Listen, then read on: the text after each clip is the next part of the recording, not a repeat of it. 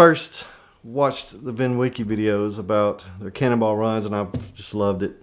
I watched a video with Bill Farmer, and he talked about the Southern Run, or this old Spanish Trail. So that was running Jacksonville to San Diego, and comes right through Texas, and I live in Southeast Texas.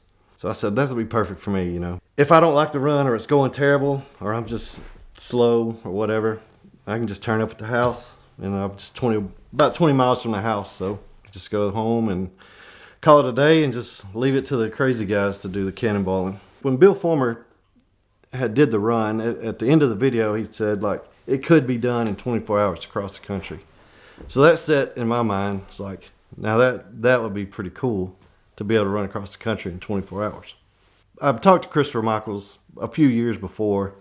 He just mentions, like, hey, one day we're going to do a 24-hour run. And he's like, hey, I'm in. You ever get ready, just call me up. And so I had slowly got prepared to do it. I did a couple of cannonball runs, I did the musket ball with my wife, and I figured it was time. I said, it's now or never.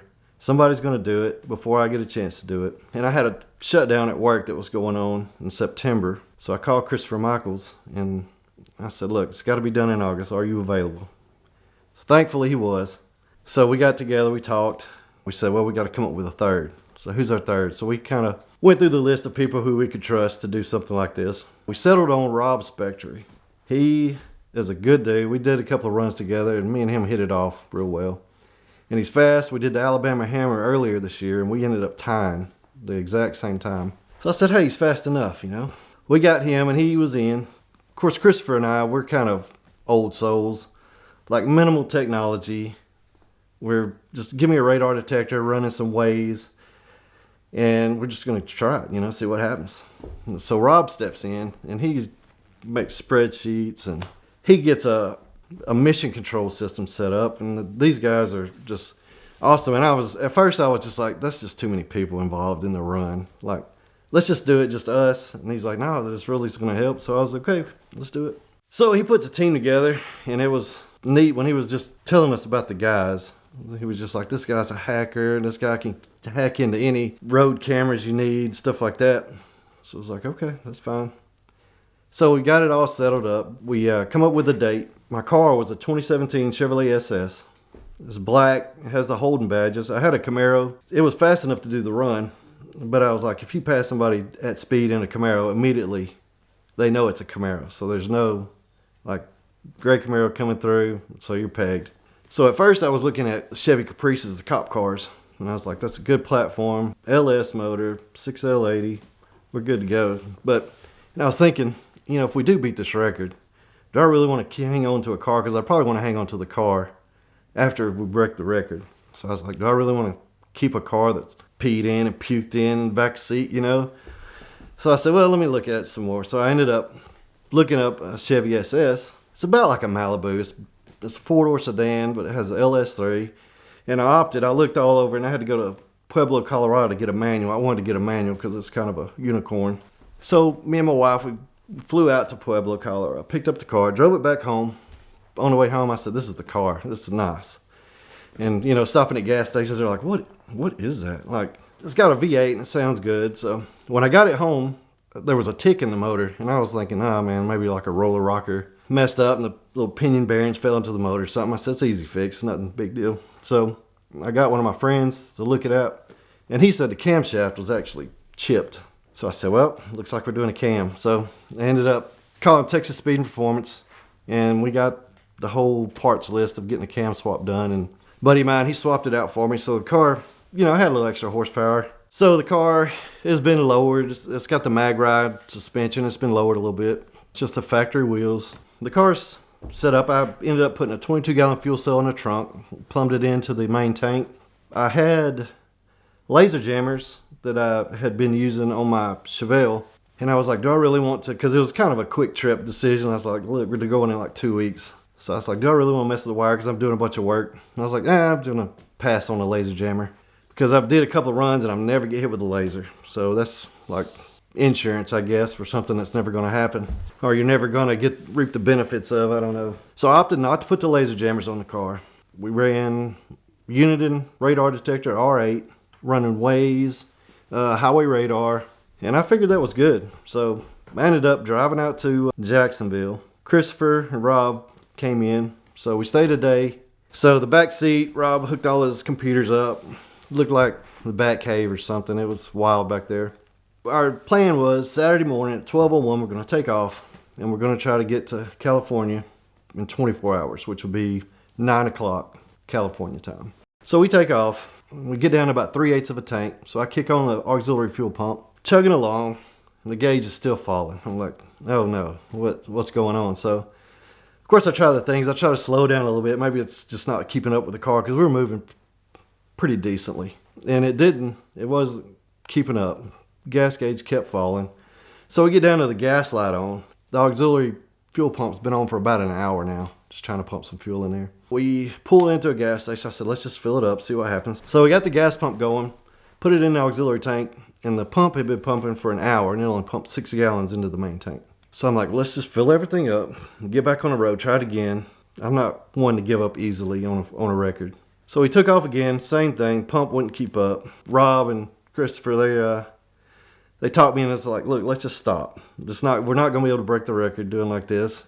And I'm pretty stubborn-headed, and I didn't want to, but I knew they were right. So we pulled in, got a hotel, stayed the night. I was kind of feeling defeated. I was like, man. Then Christopher or Rob, one of them, they were cheering me up. It's like, look, even Arnie and Doug on their record run, they had to restart. And I was like, okay, well, that makes me feel better. Got a night's sleep, got up the next morning, ate Waffle House. We redid the fuel system as far as the auxiliary tank goes. And we ended up trying to find a holly red pump. And we got into the back of the car. And we had the worst trouble finding a pump. Like we called O'Reilly's and they said, yeah, we got one. So we go there and they don't. It's something else. And I bet we spent 6 hours trying to get the car reset like we wanted it. So we finally get it set. We headed back to Jacksonville, which we had made it about, I'd say about 450 miles before we had to call the runoff. So drove around, got the car redone, went back to Jacksonville, and I guess we had about an hour we could just sit and relax before we were taking off again. Needless to say, the next night at 12:01 we were going to take off, and the three of us, none of us were as excited to take off the second night as we were the first night. The first night we were pumped. Second night we were like, man, we're pretty tired. So but let's try it. So 12:01 Sunday morning we take off. So we're heading to Texas, and driving back into Jacksonville, there was a bunch of police presence. So we're sitting there watching cops on the opposite side, like lasering people, and we're like, oh great. The cops, there were a lot more cops Saturday night than there was Friday night. So I'm nervous. I'm like, man, I'm going to get a ticket. I said, oh well, we're going to try it. We just have to trust our equipment, trust mission control. Let's go for it. Get back to Jacksonville. We take off at 12:01. We're moving towards Texas at a brisk pace. Man, every cop that showed up that was there, I mean, it showed up. They were marked.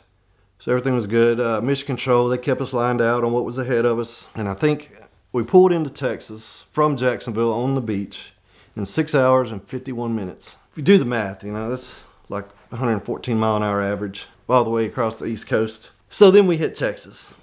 Had to do a fuel stop. Well, we did a fuel stop before, and Christopher took over, and he was super fast. He's the fastest guy on our crew as far as driving goes. Between him and I, we got to Texas at 114 mile an hour average. Stop for a fuel stop, and then you hit Texas. We hit Houston, hit traffic. This run seems like it's just difficult because you got to go through Beaumont, you got to go through Houston, you got to go through San Antonio, you got to go through El Paso. So you got all these big cities that if you hit it wrong, you're going to just be stuck. Our average started falling off, and it was a bunch of highs and lows, like, oh, you're 2 hours ahead of schedule. Like, oh, great. And then we'll get an update, oh, you're only an hour ahead of schedule. So it was just all over the place. So we went from like, oh, we got this in the bag. We could probably cruise at the speed limit and get there, It was like, man, we got it made. Rob took a turn driving, and he had the worst luck. He coming through West Texas, and it was just, I promise there was probably 50 cops. I don't know if they had a big state trooper convention back in San Antonio or whatever it was, but every 5 miles there was a state trooper coming the opposite direction. So he'd get up to speed a little bit, and it's like we were spotting with the binoculars. Like, oh, there's a cop. So he had to code slow down, speed up, slow down for his whole stretch of running. Yeah, so I did not put the laser jammer on the car, and as I was coming through San Antonio, I come around a bend, and there was a San Antonio Police Department. He was standing beside his Tahoe, lasering towards the back. As soon as I come around the corner, he was knelt down by his truck. And as soon as I turned the corner and he saw me, he just jumped up, turned around, flipped his lights on as I was passing him, jumped in the Tahoe, and just came, and I pulled over. So when I get pulled over, I just like to pull over as far as I can, roll the windows down, hands on the steering wheel, try to make them as comfortable as possible. I've got out of quite a few tickets that way. But this guy wasn't having it. He asked a few questions. He's like, hey, where you going? I said, well, we're just taking a road trip. Me and my friends, we're going to California. He's like, oh, okay. He said, the reason I pulled you over, you were doing 97 and a 65. I was like, oh, really? I said, I'm sorry. We just weren't paying attention. He gave me a ticket. He got back in his Tahoe and we just took off. You know, we kept it easy there for a little bit, but then we just had to pick up the pace. We just went on, headed west. So Christopher's driving. He gets behind a state trooper and we have to follow the state trooper. I don't know how many miles. It was a long time. It seems like forever when you got a cop in front of you and you're trying to make time. So the state trooper finally pulls off. So Christopher picks up the pace. The traffic was terrible. So we get behind another state trooper. So we had to follow him up for a little while. Well, it finally gets to the point where we're turning up on I-8. So once we get on I-8, it just opens up, man. 2-lane road, wide open, big shoulders. So Christopher just starts lining this car out. I mean, we are moving. Well, we had a spotter, Joe Petralia. He was up ahead of us, and he was kind of spotting for us. So roads were clear. Christopher Michaels is putting down a time. It was very impressive. And I'm sitting in the back seat. Rob's spotting. He was the best spotter of the group for sure. I guess Christopher wanted to make a showing, so he passed Joe at the highest speed of the whole run. I'm not going to say what it was, but I'm going to say it was about 103 degrees that day. And the roads were cooking. You could just see the heat coming off the road. And we're past Joe. We get on down the road a little bit. And all of a sudden, I'm sitting in the back seat, and it sounds like a gun went off beside me in the rear, the driver's side rear. We're like, what in the world? And then the car just started shaking real bad. So we're, man, we got a flat. Let's pull over. So we pull over. I jump out, run around to the driver's side rear, look at the tire. It's still inflated. I'm like, that's weird. And I'm looking at the tire. There's nothing wrong with it. So I shake the tire. Couldn't feel anything. I'm reaching under just for anything that might be loose. Couldn't see anything. So I jump back in the car. I was like, man, we got to get up to a gas station or something. So we get back in the car, and about that time, Joe's coming up behind us. Christopher hollers at Joe, says, hey, come up behind us, see if you see anything that's wrong. So Joe pulls up behind us, and he says, I don't see anything. It looks like maybe your left rear tire is cambered in a little bit more than it should be. So Christopher and I and Rob, we're also like, man, that's probably the wheel bearings. I said, we're probably done for if it's the wheel bearings. There's no getting out of that. So Joe, he said, there's an exit right up here. Just pull over. So we pulled over into a store. We looked. Couldn't see anything with the car. We jacked the car up, shook the tire. Everything was solid. So we just popped the tire off, and had a big chunk of tread had left the chat. So it was going so fast that a portion of tread just delaminated off the tire. So I was like, that's terrible, but that's probably the best news. So from feeling like defeated that it was the wheel bearings and the run was done, well, all of a sudden there was hope. It's like, it's just a tire. And I had a full-size spare in the car. So we slapped it on the car, bolted it up, and we took out of there so fast. Like Joe had ran into the store. We just left his car in the parking lot with the doors open. We took out, we said, Joe, we were talking on the radio. We said, Joe, we're sorry we had to leave. He's like, it's fine. You know, we just left. I just came out. Everything's good. He said, good luck, fellas. So we took off again. We checked with Mission Control. It's like, hey, pace check. So Rob had marked out like each exit throughout the whole run and where we should be and at the time we should be there. So he said, pace check. I said, okay. So told him the mile mark or the exit and what time it was. So they said, oh, you're down to 30 minutes on the window. So like, oh, great. So here we go. But we don't want to run too fast. So we just keep it pretty reasonable. So as we're going into California, looking, and it's, all of a sudden we're starting to realize, like, we might have to make another stop. We might not have enough gas to get to the finish line. And we're already with just like a 30-minute window. So we start talking to Mission Control. So they're trying to plot out the best gas station. And Rob also, he had every gas station on the whole trip marked. So he had them ranked from like 1 to 5 or something like that. So they were looking for a number 5 gas station with 93 octane. So then the big discussion is like, well, these stations might not even sell 93 octane, which was fine. We had some octane booster we'd throw in the car if we needed to. we said, well, let's just get to the top of the mountains in San Diego. Coming off the mountain, we had enough fuel to get there. We decided, oh, we're going to just try it. And it's going to be sucking the bottom of the tanks, but we're trying it. So we're like trying to get all the auxiliary fuel out. We're turning the fuel pump on, rocking the car back and forth, just trying to get a little bit to pump into the main tank. You know, it's like hitting the brakes, gassing up and down the mountains. So we ended up getting into Dog Beach, stopping the clock, and the time was 23 hours and 35 minutes. So we were the first team to cross the country in one day under 24 hours. And that was the goal. So it's been a dream of mine to get it done for 2 or 3 years. And we accomplished it. We had some trials and tribulations for sure. Emotional, it had all, I was elated, I was happy, I was defeated. It was just the whole package. So it was everything you could ask for in a cannonball, as far as I'm concerned. And I just want to thank Rob and Christopher. I don't know of another team that could have went through what we went through, and they had mission control. And Christopher, he was so fast. You know, we was able to get it done with just all the problems we ended up having on the run.